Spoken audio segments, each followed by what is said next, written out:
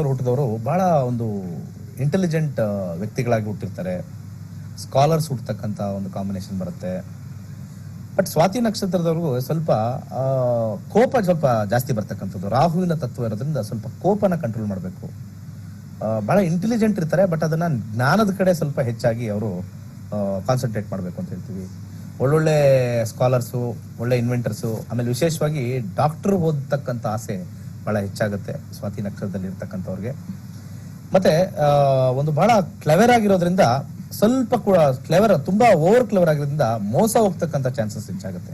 ಒಂದ್ಸತಿ ನಾವೇನಾಗುತ್ತೆ, ಬಹಳ ಎಲ್ಲದನ್ನು ಬಹಳ ಕ್ಲೆವರ್ ಮತ್ತೆ ಟ್ಯಾಕ್ಟಿಕ್ ಇಂದ ನಾವು ಮಾಡಿದಾಗ ಸ್ವಲ್ಪ ಮೋಸ ಹೋಗೋದು ಜಾಸ್ತಿ ಆಗುತ್ತೆ. ಯಾಕಂದ್ರೆ ಅಲ್ಲಿ ಶುಕ್ರನ ಆಧಿಪತ್ಯ ಬಂದು ರಾಹುವಿನ ನಕ್ಷತ್ರ ಬಂದಾಗ, ಶುಕ್ರ ರಾಹು ಸಂಯೋಗ ಆದಾಗ ಕೆಲವೊಂದ್ಸತಿ ಏನಾಗುತ್ತೆ, ಟೂ ಮಚ್ ಆಫ್ ಕ್ಲೆವರ್ನೆಸ್ ತೋರಿಸಿದಾಗ ನಾವು ಕೆಲವು ಆಪರ್ಚುನಿಟೀಸ್ ನ ಮಿಸ್ ಮಾಡ್ಕೊಳ್ತೀವಿ. ಆಪರ್ಚುನಿಟೀಸ್ ಮಿಸ್ ಮಾಡ್ಕೊಳ್ದಂಗೆ ನಾವು ಮುಂದೆ ಇಡಬೇಕು ಅಂತಂದ್ರೆ ಸರಸ್ವತಿಯ ಆರಾಧನೆ ಮಾಡಿದ್ರೆ ವಿಶೇಷವಾಗಿ ಸ್ವಾತಿ ನಕ್ಷತ್ರದವ್ರಿಗೆ ಒಳ್ಳೇದಾಗುತ್ತೆ. ಸ್ವಾತಿ ನಕ್ಷತ್ರದವ್ರಿಗೆ ಒಂದು ದೋಷ ಏರ್ಪಟ್ಟಾಗುತ್ತೆ. ಯಾರ್ಯಾರು ಸ್ವಾತಿ ನಕ್ಷತ್ರದಲ್ಲಿ ಹುಟ್ಟಿದರೆ ಅದರ ದೋಷ ಏನದರ ದೋಷ ಅಂತಂದ್ರೆ ಶನಿಯ ದೋಷ ಇರುತ್ತೆ ಇವ್ರಿಗೆ. ಶನಿಯ ದೋಷ ಏನು ಅಂತಂದ್ರೆ ಶನಿಯ ಕಾರಕತ್ವಗಳಾಗಿರ್ತಕ್ಕಂಥ ಈ ಲೇಬರ್ ಪ್ರಾಬ್ಲಮ್ ಆಗ್ತಕ್ಕಂಥದ್ದು, ಅಥವಾ ಮನೆ ಕೆಲಸದವ್ರ ಪ್ರಾಬ್ಲಮ್ ಆಗ್ತಕ್ಕಂಥದ್ದು, ಅಥವಾ ಬಡವರಿಂದ ಒಂದ್ ಸ್ವಲ್ಪ ತೊಂದರೆ ಆಗ್ತಕ್ಕಂಥದ್ದು, ಅಥವಾ ಈ ರೋಗಿಷ್ಠರಿಂದ ಅಂದ್ರೆ ರೋಗ ಇರ್ತಕ್ಕಂಥವ್ರಿಂದ ತೊಂದರೆ ಆಗ್ತಕ್ಕಂಥದ್ದು, ಈ ಶನಿಯ ದೋಷ ಇವ್ರಿಗೆ ಕಾಡುತ್ತೆ.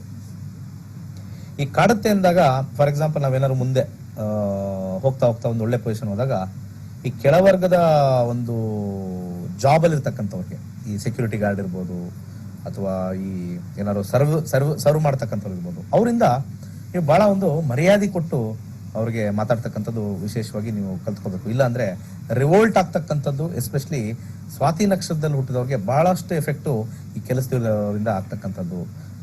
ಎಷ್ಟೇ ಚೆನ್ನಾಗಿ ನೀವು ನೋಡ್ಕೊಂಡ್ರು ಕೆಲವೊಂದ್ಸತಿ ಏನಾಗುತ್ತೆ, ಅವರಿಂದ ನಿಮ್ಗೆ ನೆಗೆಟಿವ್ ಜಾಸ್ತಿ ಆಗ್ತಕ್ಕಂಥ ತೋರಿಸುತ್ತೆ. ಮತ್ತೆ ಅವರಿಂದ ಬಹಳಷ್ಟು ಒಂದು ಕೆಟ್ಟ ಪರಿಸ್ಥಿತಿಗಳನ್ನ ಅನುಭವಿಸ್ತಕ್ಕಂಥ ಒಂದು ಪರಿಸ್ಥಿತಿ ಏರ್ಪಟ್ಟಾಗುತ್ತೆ ಮುಂದಿನ